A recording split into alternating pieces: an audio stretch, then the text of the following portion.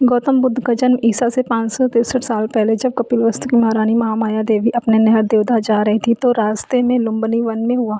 यह स्थान नेपाल के तराई क्षेत्र में कपिलवस्तु और देवदाह के बीच नौतनवा स्टेशन से 8 मील दूर पश्चिम में रुक्मिणीदेई नामक स्थान है वहाँ आता है, जहाँ एक लुम्बिनी नाम का वन था। उनका नाम सिद्धार्थ रखा गया। उनके पिता का नाम शुद्धोधन था। जन्म के 7 दिन बाद ही माँ का देहांत हो गया। सिद्धार्थ की मौसी गौतमी ने उनका लालन पालन किया। सिद्धार्थ ने गुरु विश्वामित्र के पास वेद और उपनिषद तो पढ़े ही, राजकाज और युद्ध विद्या की भी शिक्षा ली। कुश्ती, घुड़दौड़, तीर कमान, रथ हाँकने में कोई उसकी बराबरी नहीं कर पाता।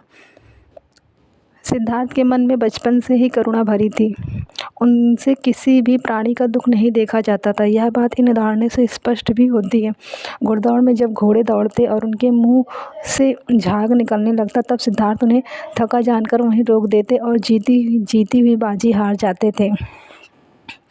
खेल में भी सिद्धार्थ को खुद हार जाना पसंद था, क्योंकि किसी को हराना और किसी का दुखी होना उनसे देखा नहीं जाता था।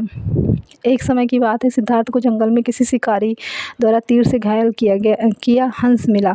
उन्होंने उसे उठाकर तीर निकाला, सहलाया और पानी पिलाया। उसी समय सिद्धार्थ का चचेरा भाई देवदत्त वहाँ आया और कहने लगा कि यह शिकार मेरा है, मुझे दे दो।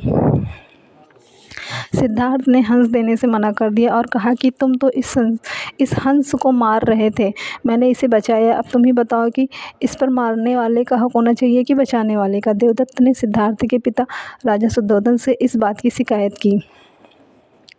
शुद्धोधन ने सिद्धार्थ से कहा कि यह हंस तुम देवदत्त को क्यों नहीं दे देते, आखिर तीर तो उसी ने चलाया था।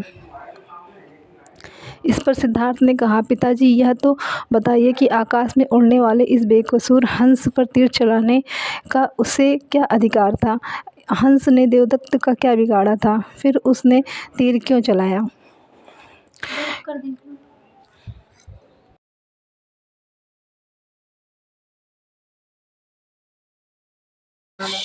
इसे घायल किया। मुझसे इस प्राणी का दुख देखा नहीं गया, इसलिए मैंने तीर निकालकर इसकी सेवा की, इसके प्राण बचाए।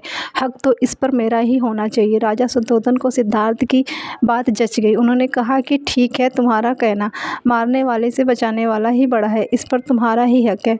शाक्य वंश में जन्मे सिद्धार्थ को 16 वर्ष की उम्र में दंडपाणी शाक्य की कन्या यशोधरा के साथ हुआ। राजा शुद्धोधन ने सिद्धार्थ के लिए भोग विलास का भरपूर प्रबंध कर दिया। 3 ऋतुओं के लायक 3 सुंदर महल बनवा दिए। वहाँ पर नाच गान और मनोरंजन की सारी सामग्री जुटा दी गई। दास दासी उनकी सेवा में रख दिए गए, पर यह सब चीज़ें सिद्धार्थ को संसार से बांध कर नहीं रख सकी।